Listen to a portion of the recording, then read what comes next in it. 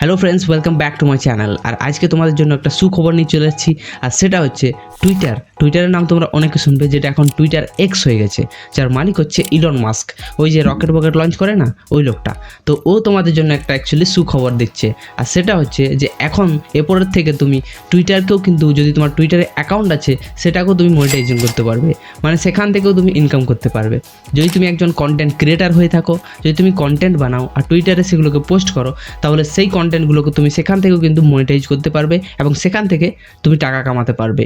আর এটা সত্যি একটা দারুণ সুখবর, কারণ বাকি প্ল্যাটফর্মগুলোতে ছিল, যেমন ফেসবুকে ছিল মনিটাইজেশন অপশন, ইউটিউবে তো আছেই, আর এরপর টুইটারও সেটা করে দিয়েছে। তাহলে সেখান থেকেও তুমি কিন্তু এরপর থেকে টাকা কামাতে পারবে, কিন্তু তার কিছুগুলো ক্রাইটেরিয়া আছে, মানে কিছুগুলো তাদের শর্ত আছে, সেগুলোকে তোমাকে ফুলফিল করতে হবে, যেগুলো সব প্ল্যাটফর্মে থাকে। ইউটিউবও আছে, তোমার ফেসবুকও আছে, সব জায়গাতে এরকম থাকে। তো সেরকম টুইটারও কিছুগুলো ক্রাইটেরিয়া আছে, সেই ক্রাইটেরিয়াগুলো তোমাকে কিন্তু পূরণ করতে হবে, তবেই তোমার ওই যে অ্যাকাউন্টটা সেটা এলিজিবল হবে তোমার মনিটাইজেশনের জন্য।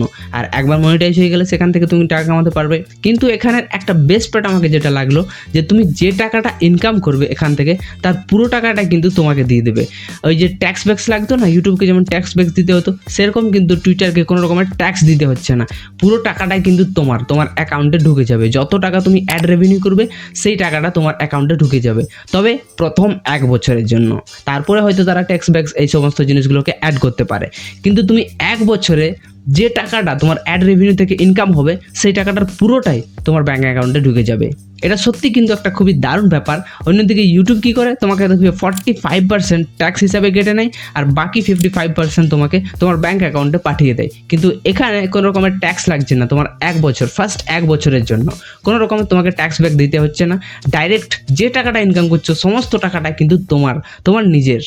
এরপর আমি তোমাকে বলছি কি সমস্ত এলিজিবিলিটি ক্রাইটেরিয়া আছে, মানে কোন সমস্ত জিনিসগুলোকে লাগবে তোমার ওই টুইটার অ্যাকাউন্টটাকে মনিটাইজ করার জন্য। তো সবার প্রথম যে শর্তটা হচ্ছে তাদের, বা এলিজিবিলিটি ক্রাইটেরিয়াটা হচ্ছে, সেটা হচ্ছে যে তোমার অ্যাকাউন্টটাতে 500টা ফলোয়ার থাকতে হবে। মাত্র 500টা ফলোয়ার, মানে খুবই কম। তুমি ভাবতে পারছো, মাত্র 500টা ফলোয়ার যদি তোমার থেকেছে, তাহলে তুমি তোমার প্রথম যে এলিজিবিলিটি ক্রাইটেরিয়াটা রয়েছে সেটা কিন্তু কমপ্লিট করছো।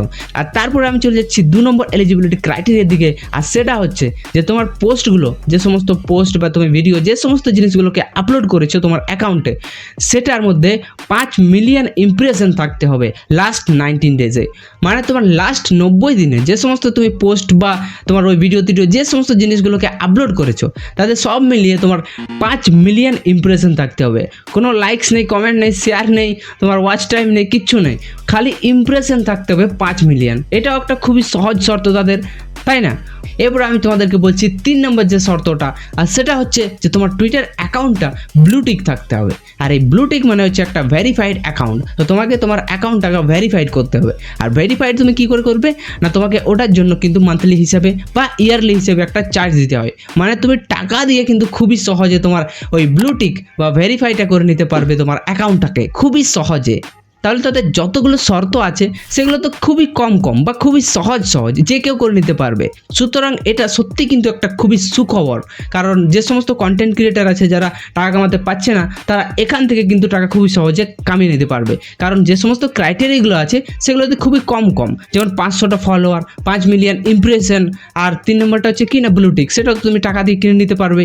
ওকে, তো এরপর আমি তোমাকে বলছি যে এদের পেমেন্ট থ্রেশহোল্ডটা কত।